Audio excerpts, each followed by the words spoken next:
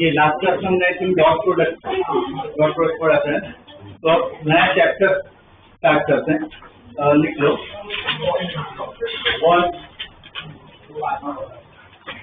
Energy power.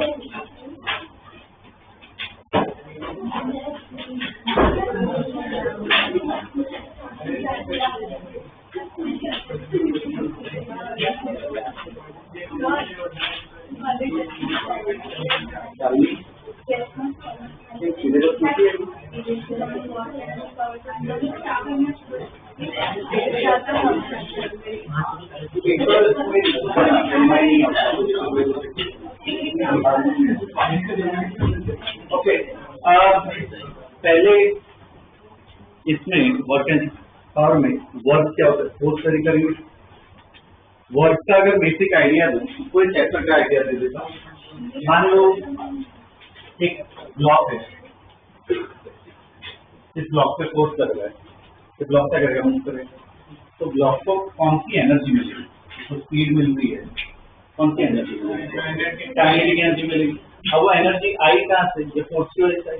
तो हम क्या कहते हैं फिजिक्स में, इस फोर्स ने क्या किया, वर्क किया। क्या किया, वर्क। तो कभी भी फोर्स लगता है तो हम क्या कहते हैं कि भाई क्या लग रहा है, वर्क लग रहा है, वर्क मिल रहा है। और वर्क किस में कन्वर्ट होता है, एनर्जी में कन्वर्ट होता है। इसलिए पहले वर्क पढ़ना जरूरी है, बाद में एनर्जी स्टडी करेंगे। उसके बाद लास्टली वर्क कितना टाइम लगा, टाइम के साथ जो स्पेंड होता है वर्क या एनर्जी, उसको हम क्या कहते हैं?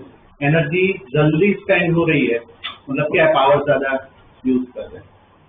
रनिंग का एग्जांपल दूंगे, जॉगिंग करो, मान लो 100 मीटर जॉग कर रहे हो, ठीक है, 100 मीटर स्प्रिंट एकदम फास्ट रन कर रहे हो, तो सीधा से फास्ट रन करके हम क्या है, थक जाते हैं। क्यों? बॉडी ने ज्यादा क्या प्रोड्यूस किया, पावर की, एनर्जी बहुत जल्दी स्पेंड हो, ठीक है। तो पहले वर्क पड़ेगी, उसके बाद एनर्जी, उसके बाद पावर, ठीक है। तो पहले डेफिनेशन लिख लो वर्क।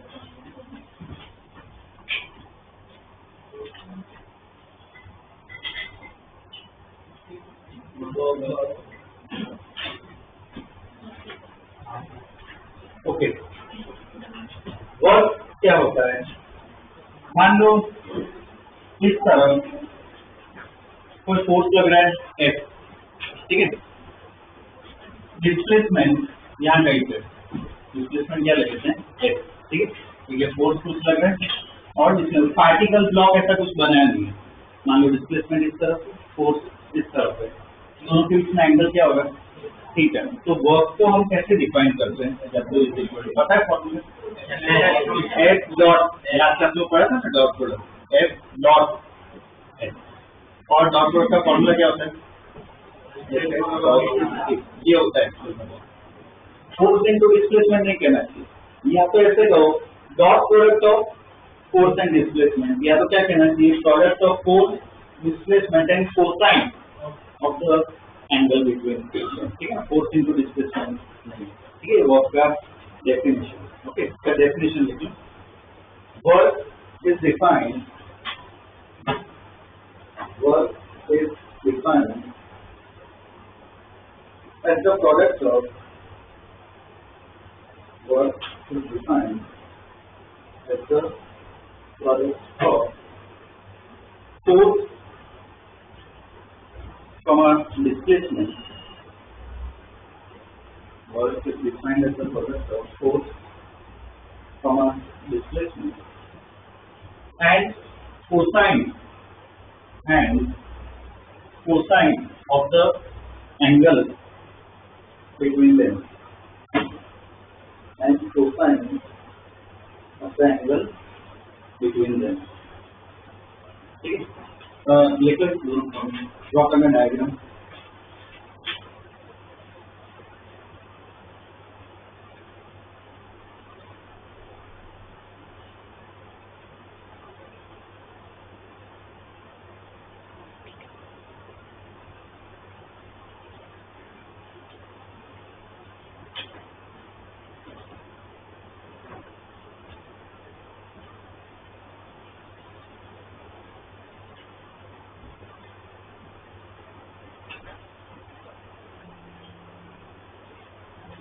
लेकिन एक मिनट,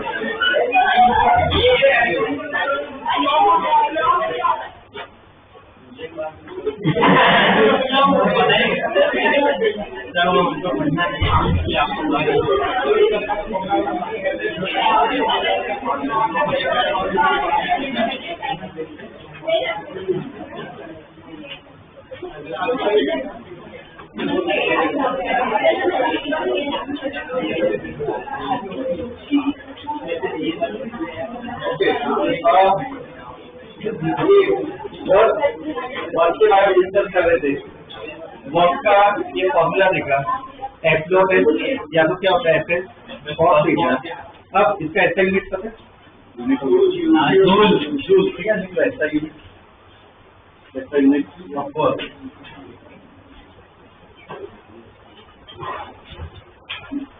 ऐसा unit of work is joule और 1 joule equal to 1 joule equal to 1 newton metre 1 joule equal to 1 newton metre. ठीक है, स्केलर है वेक्टर डॉट प्रोडक्ट का मतलब ये होता है कि स्केलर वैल्यू मिलने वाली है। देखो ये scalar quantity, it is scalar quantity.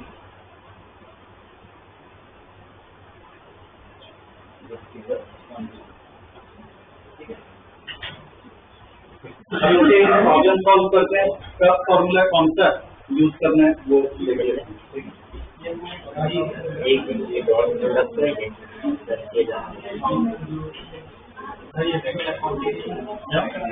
Job production पर चला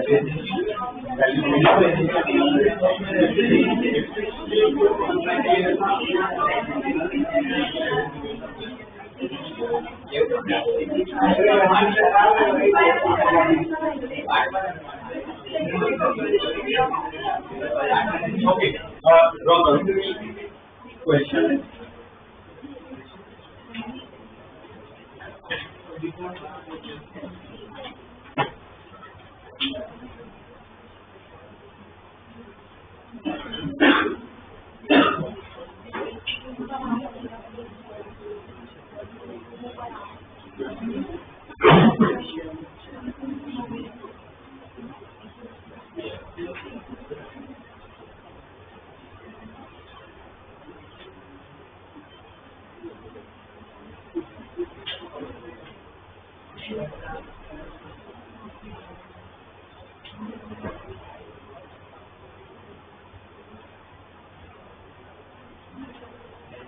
ओके देखो F1 इक्वल टू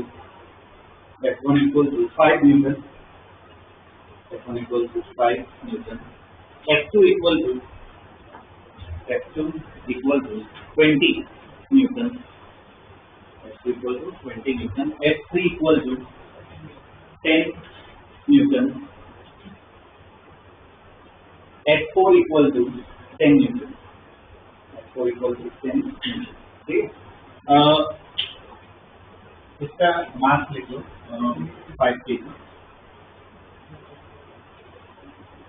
और स्टेटमेंट लिखो the block is displaced towards right, the block is displaced towards right by 10 meters, block is displaced towards right by 10 meters. Find work done by all the forces. Find work done by all the forces.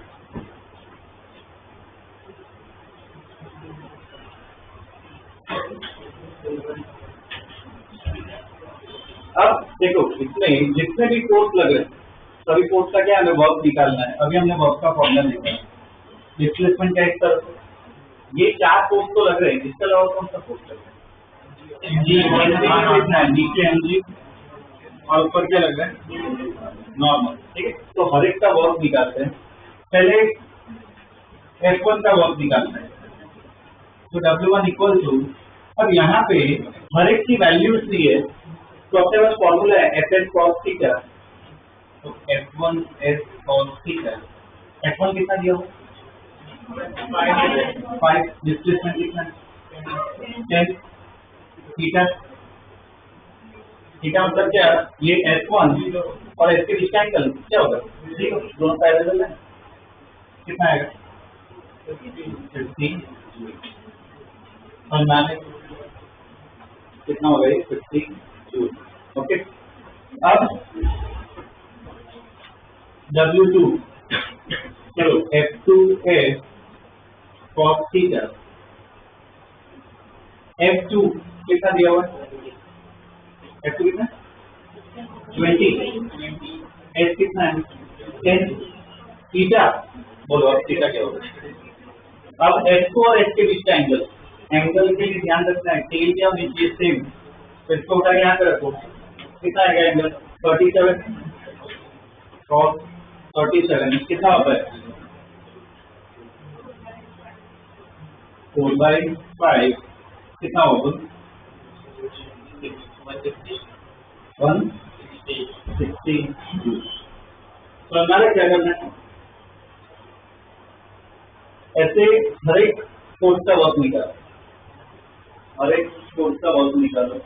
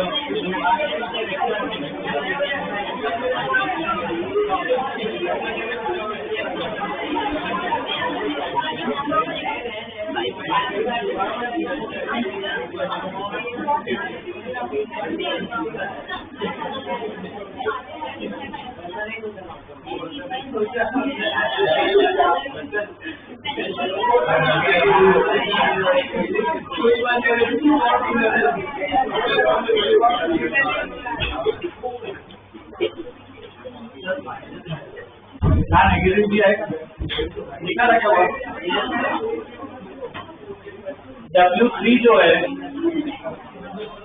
W3 मतलब किसका work X3 का तो X3 H और 3 का X3 कितना होगा 10 X3 कितना है 10 ठीक है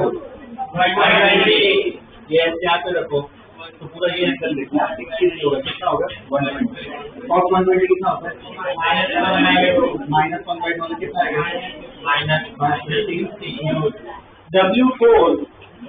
W4 के केस में 180 क्या होगा ऐसे ये है और थीटा F4 कितना है 10 ऑपोजिट डायरेक्शन में कितना एंगल होता है 180 तो कितना आ जाएगा -102 और भी दो फोर्स करते NG और N देखो NG की बात करें NG नीचे की तरफ S इस तरफ तो कितना एंगल होगा 90 कितना हो जाएगा नॉर्मल का work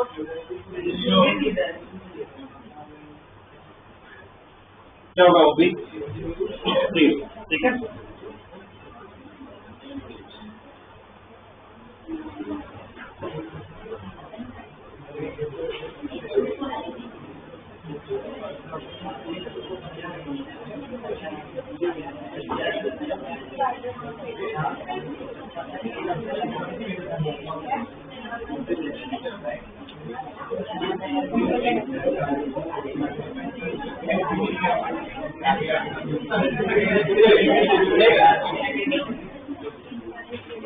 Next question.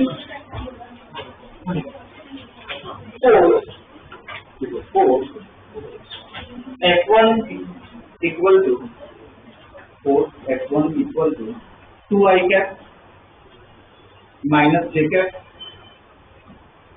plus 3K cap. 2I cap minus J cap plus 3K cap. ठीक है. F2 equal to 5I cap minus 2K cap. F2 equal to 5I cap minus 2K cap. ठीक है. Both forces act on a particle. Both forces act on a particle having displacement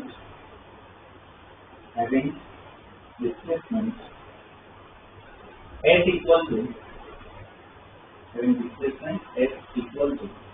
minus I cap plus 3J cap minus 3K cap. Find work. ठीक. अब ऐसा question अगर आए आई cap जे cap वाला, हमने dot product में देखा था W1 equal to F1 dot S. अगर आई कैप जे कैप दिया हो तो डॉट वाला पार्ट यूज करना है. ठीक है. वो डॉट प्रोडक्ट में हमने पढ़ा था. वापस रिवाइज कर देंगे. F1 बोलो कितना? 2I cap minus J cap plus 3K cap dot S cap displacement दिया हो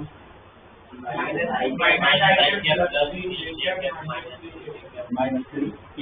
अब याद हो तो डॉट प्रोडक्ट कैसा है तो क्या आई को आई के साथ आई जाएगा, जे को जे के साथ, के को के के साथ. तो इन दोनों -2 पर आई कैप नहीं लिखना है. सिर्फ क्या मिलेगी? वैल्यू मिलेगी. बाद में जो अब जे के साथ करो -3 बाद में -9 कितना है वो -14 जूल. ठीक है. दूसरे और निकल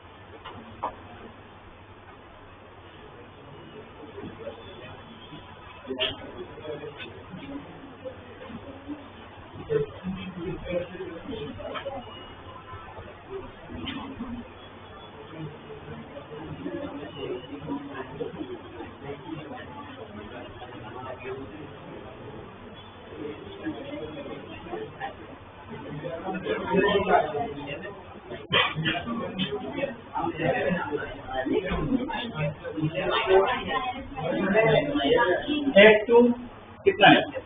फोर्स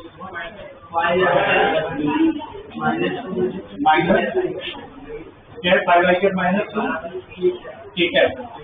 डिस्प्लेसमेंट तो ये दिया हुआ है माइनस आई कैप प्लस 3 माइनस 3. ठीक है. अब इसमें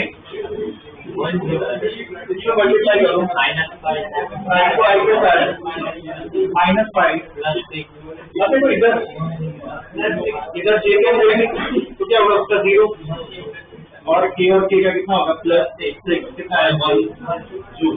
और लास्ट में ना हर एक वर्ड को ऐड भी करना है तो स्केलर है तो टोटल कितना हो जाएगा -14 जूल. ठीक है.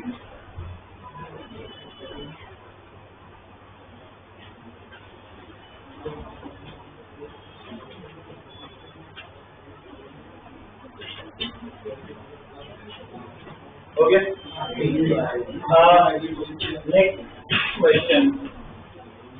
Next question. A particle moves from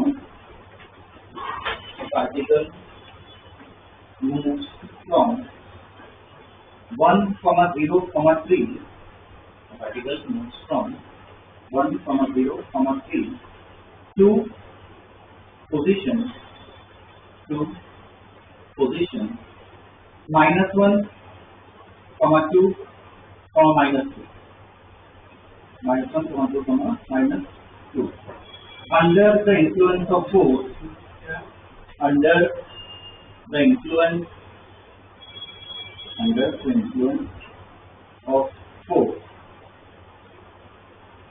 -3 I cap, -2 J cap, +4 K cap, Newton. Find work done. अब देखो इसमें ऐसे केस में ये फोर्स तो चलो आई कैप जगह में दे रखा है, और क्या चाहिए डिस्प्लेसमेंट क्या है? दो क्वेश्चन दिए, क्या होगा? फाइनल माइनस इनिशियल, तो लिखो उसको आई कैप जगह में।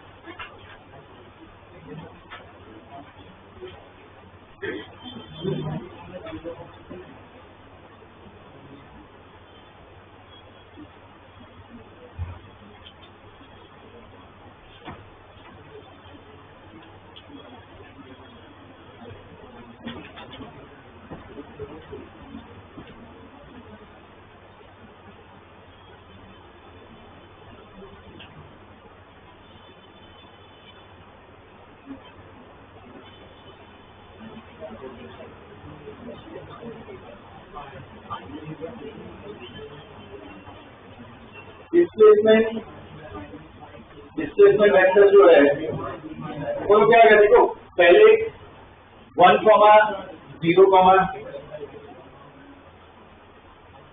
डिस्प्लेसमेंट का मतलब क्या होता है? Final position minus initial position. शुरुआत की पोजीशन क्या दी है? 1, 0, 3, और फाइनल पोजीशन क्या है?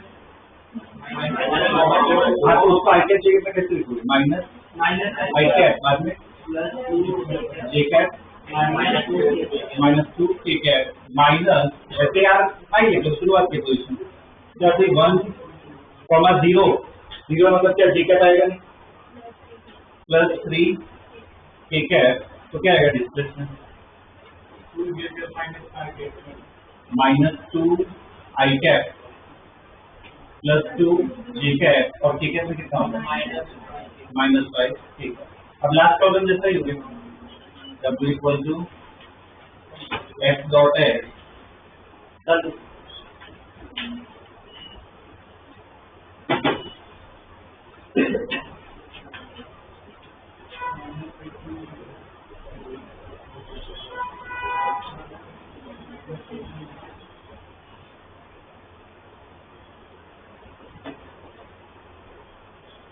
ये दिया है -3 i cap, -2 J cap, +4 K cap, dot H जो कितना होगा? -2 i cap, +2 J cap, -5 K cap.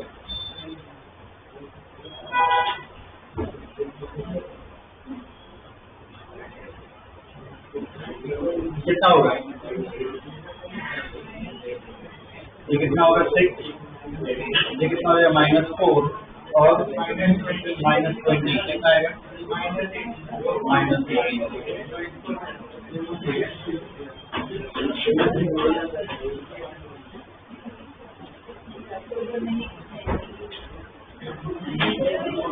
Okay,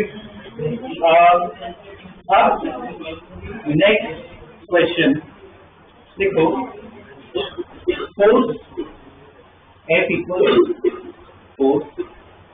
equal to 3x² Newton. Force F equal to 3x² Newton is acting along plus x-axis. Is acting along plus x-axis. Find work done. Find work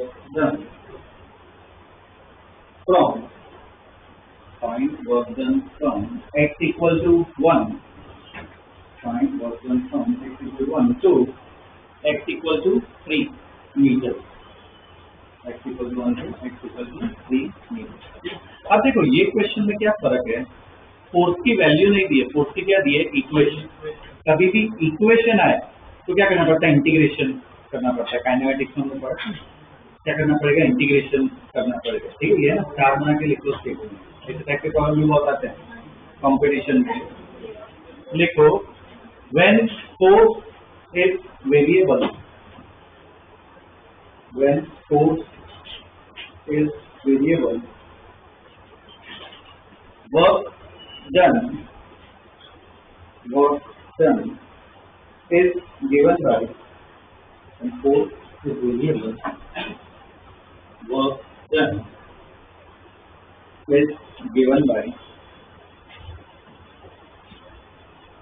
देखो W equal to integration f dot ds, W equal to integration x dot ds। तो कैसे लिखेंगे इसमें,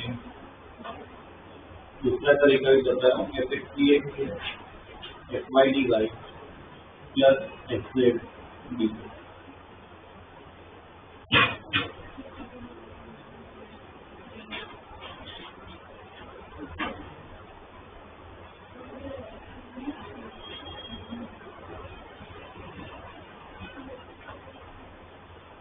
लिखिए, ठीक।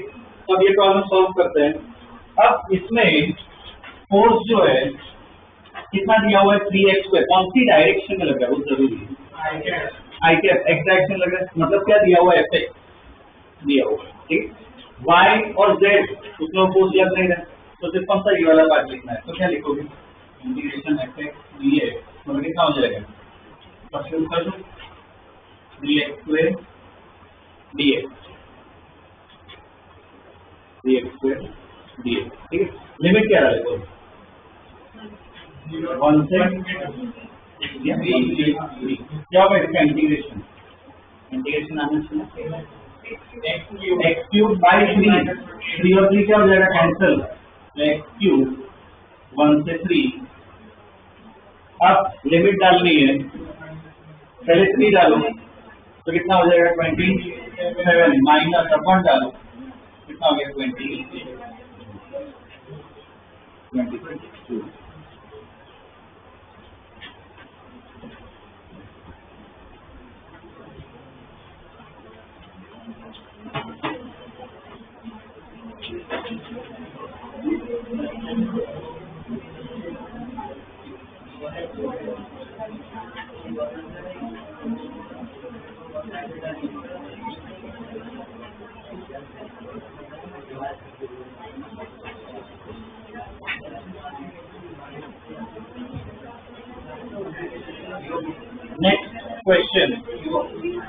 Next question देखो, force F equal to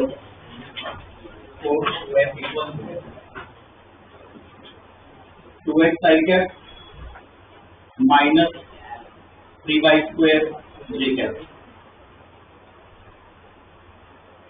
2x i cap minus 3y² j cap. ठीक है, find work done from origin, find work done from origin to -3,2 to -3,2।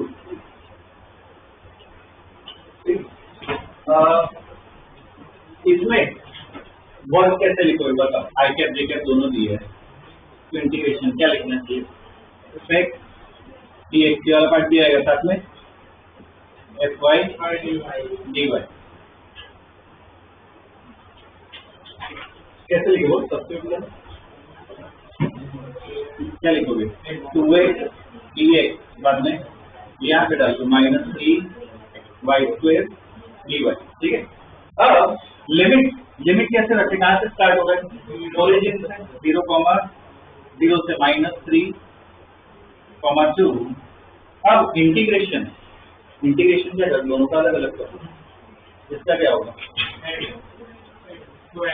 x² by 2 और 2 कैंसिल, तो x² माइनस y³ बाई 3, 3 और 3 cancel, 0,0 से -3,2 अब limit डाल दो। Limit कैसे डालनी है? अगर x की वैल्यू x की जगह -3, y की जगह 2, यहाँ पे -3 डालो, 9 माइनस अब 2 डालो, कितना हो जाएगा 8। अब देखो ये तो अपर लिमिट डाली माइनस, अब क्या करना है? 0 भी डालना है, तो क्या होगा? 0 होगा दोनों जगह, तो कितना आएगा? 1। ठीक है,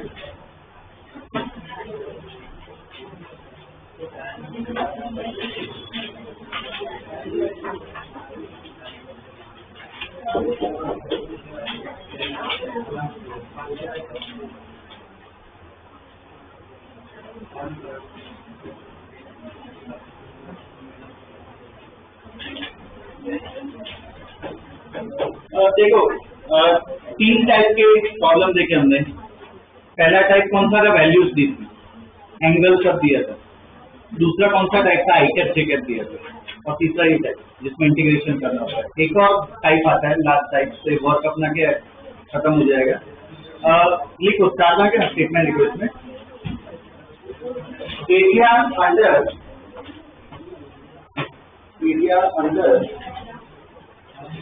force and displacement curve, area under force and displacement curve gives force and displacement curve gives work done. Force and displacement curve gives work done. ठीक है, तो देखो फोर्स और डिस्प्लेसमेंट ऐसा कोई ग्राफ है और ऐसे ग्राफ किया तो और उसमें हमें वर्क निकालना, तो क्या करो? ग्राफ का एरिया निकालो, एरिया निकाल लो, तो क्या मिल जाएगा? वर्क। ये वर्क ध्यान रखना, ऊपर का जो एरिया मिलता है ना वो पॉजिटिव वर्क देता है, और नीचे का जो एरिया है वो क्या होगा? Negative work. ठीक है,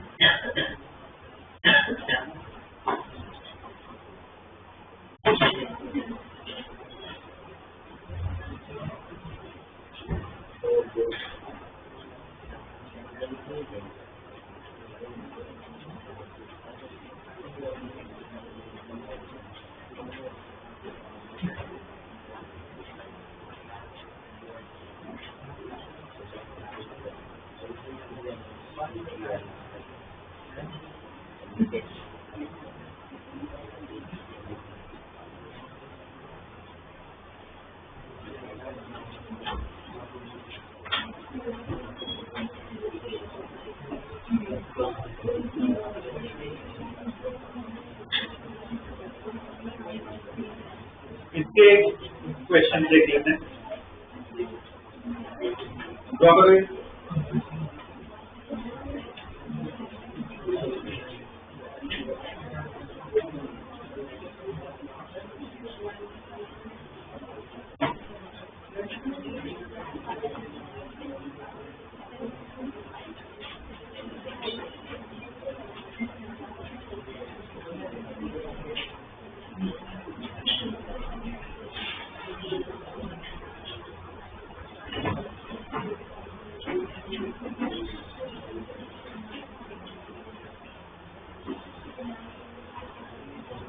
क्वेश्चन लिखो,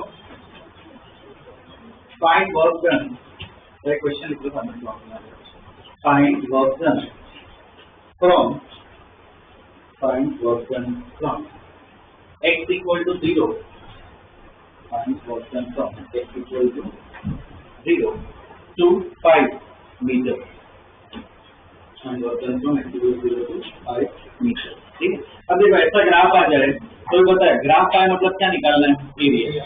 तो ऊपर का एरिया, ऊपर का जो एरिया है वर्क डन ऐसे लिखना, एरिया मत लिखना, वर्क ही लिखना। तो हमें वर्क ही मिल रहा है। ऊपर क्या बोलो? रेक्टेंगल है, कितना होगा? 10 × 2। नीचे का जो एरिया है वो क्या लेना है? नेगेटिव। नीचे का एरिया नेगेटिव लोगे तो माइनस क्या ट्राइंगल बनता है? इसका area half into base. Base कितना होगा? 5 का कितना होगा? 3 इंटू हाइट कितना है? 6, -6 निकालना है तो वैल्यू डालनी है, ऑलरेडी माइनस डाल दिया हमने, तो 20 माइनस कितना हो जाएगी 9, कितना आएगा 11।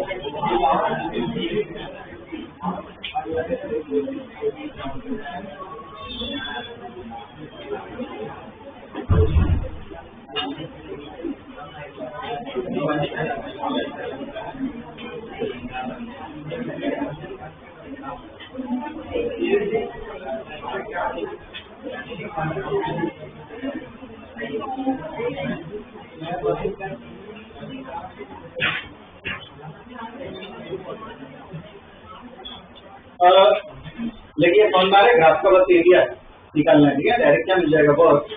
नेक्स्ट क्वेश्चन में सेम ग्राफ के ड्रॉ क्वेश्चन सेम है, फाइंड वर्क डन, ठीक है।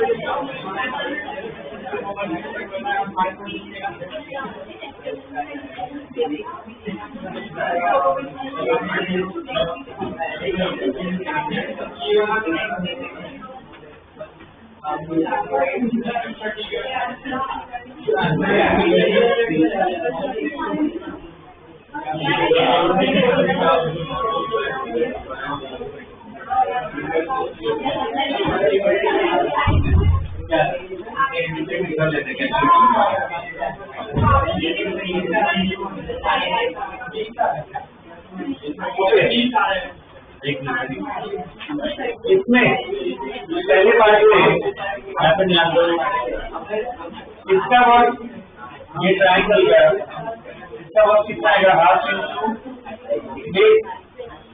इंटू वाई, ठीक है, प्लस रेक्टेंगल का एरिया कितना होगा, लेंथ कितनी होगी 2, ये कितनी होगी हाइट 5 प्लस, अब इसका एरिया देखो, ट्राइंगल और रेक्टेंगल देखो, ट्रेपेजियम का फॉर्मूला अगर पता हो तो डायरेक्ट लगा सकते हैं, वरना सिंपल ट्राइंगल और इसको रेक्टेंगल मान लो, तो ट्राइंगल का कितना होगा हाफ, बेस कितना होगा 2, हाइट कितना होगी 5 प्लस नीचे वाले रेक्टेंगल इसका एरिया कितना होगा 2 इंटू कितना होगा 5 माइनस इसका एरिया कितना होगा 2 इंटू 5, ठीक है, कितना आएगा ओवरऑल 20 आ रहा है 20, ठीक है।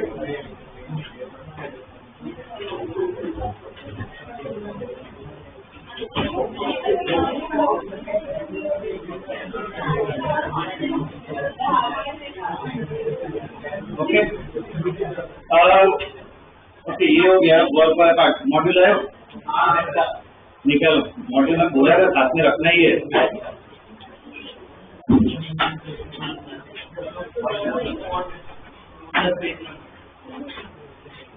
उसमें प्रॉब्लम ये वर्क के प्रॉब्लम को ठीक करवा रहा हूँ। अभी स्टार्ट करो, कोई डाउट हो पूछो, डिस्कस कर लेते हैं।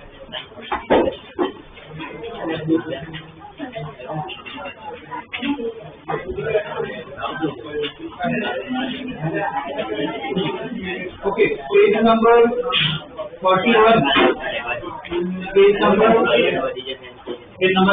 पे आओ।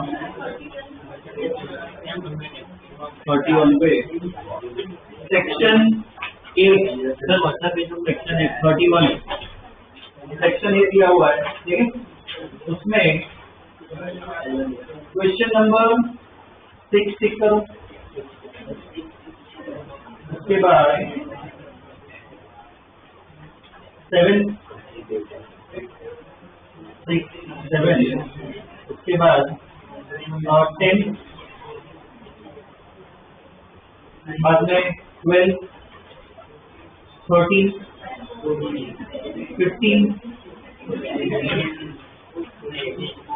19, ठीक है। स्टार्ट करो।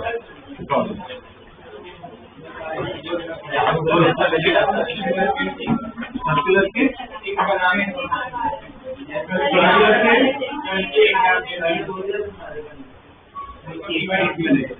सर्कुलर इसमें है ना, सर्कुलर आपको बात टिक करवा देता हूँ। पर एक मिनट, एग्जाम जो कल की एग्जाम को थियरी वाली है ना, उसके लिए सिर्फ नोट से करो, क्या सिर्फ नोट से करना है, उसमें से ही आएगा, ठीक है। नोट यहाँ पे कवर हो जाएगा। और वर्क वाला जो पार्ट है उसमें से यही आएगा, इतना, ठीक है ना। हाँ, इतना ही पार्ट आएगा, इतना तो मतलब ग्राफ में एक भी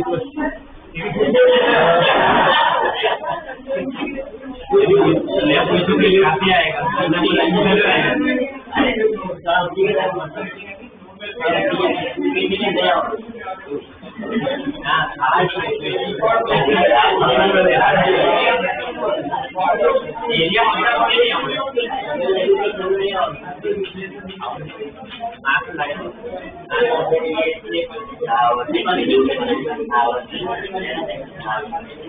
आणि पहिला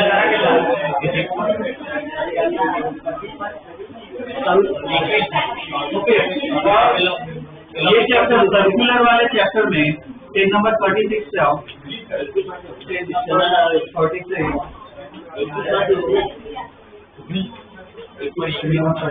उसमें क्वेश्चन नंबर 3 टिक करो, बाद में 4 7 10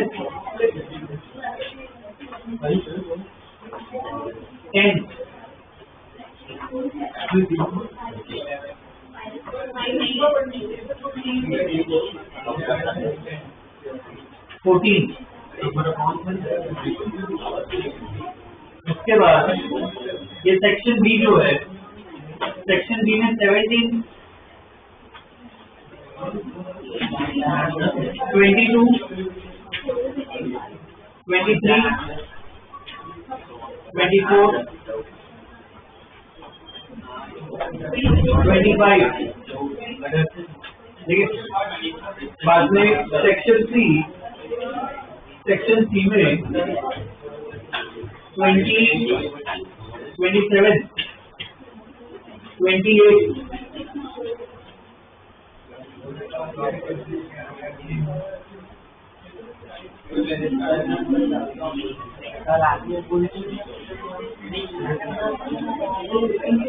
इतने को अभी इतने ही करना है। सर्कुलर ध्यान दो, सर्कुलर मोशन जो चैप्टर है ना, उसमें ये जो बाकी के टिक नहीं करवाए ना, उसका रीजन क्या है कि सर्कुलर मोशन में वर्क एंड डिफॉल्ट का नॉलेज है, कंबाइंड टॉपिक, तो ये हो जाएगा ना, इसमें हम करेंगे, इसी चैप्टर में आएगा, सर्कुलर मोशन भी पढ़ेंगे। पर ये जितने टिक करवाओ क्या, जितना हमने पढ़ा है उसमें से, ठीक है ना। अभी वो वाला करो, वर्क वाला पार्ट।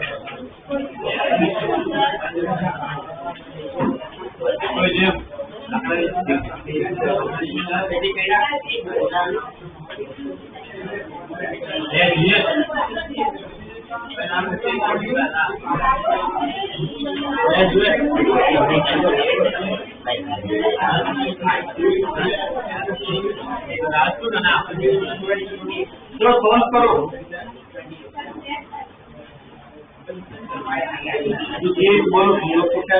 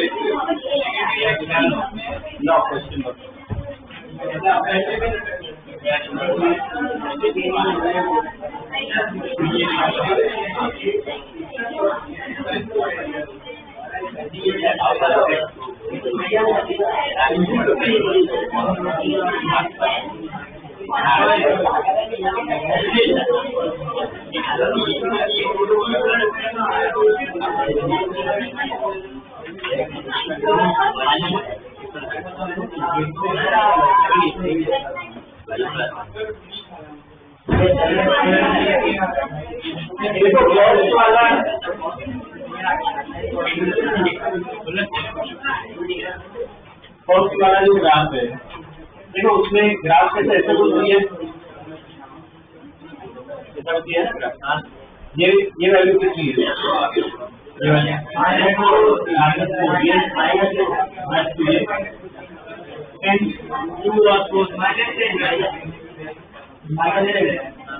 और बाकी ग्राफ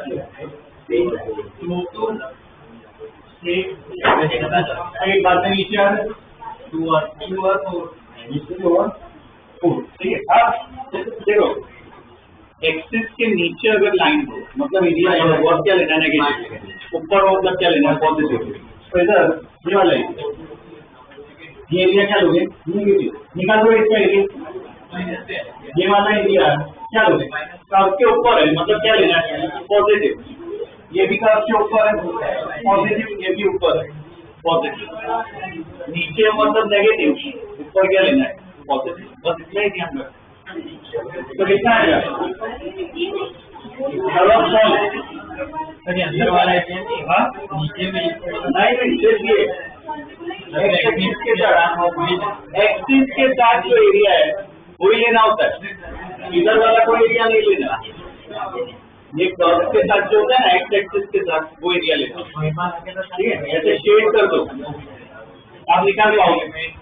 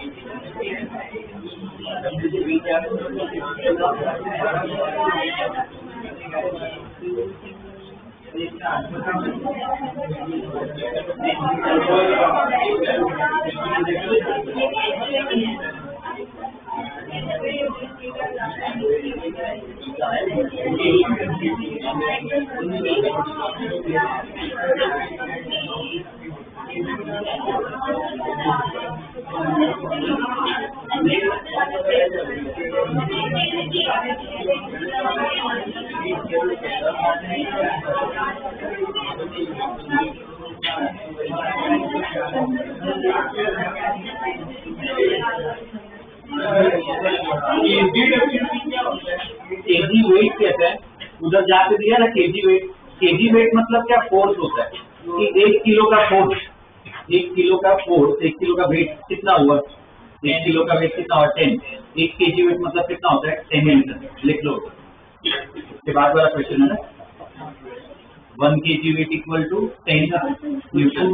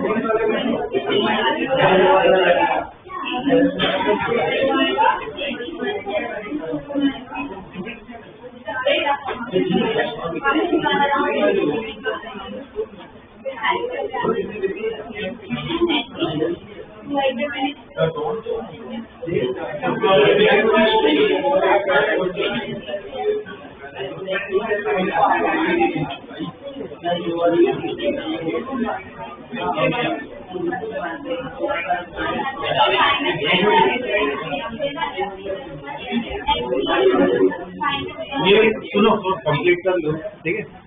नेक्स्ट क्लास में ना इसका एक्सटेंशन एनर्जी आएगा, वो स्टडी करेंगे, ठीक है। और कल की एग्जाम जो है उसके बारे में बता दिया, ठीक है ना। सर्कुलर में सिर्फ थियरी और ये वर्चुअल पार्ट, ठीक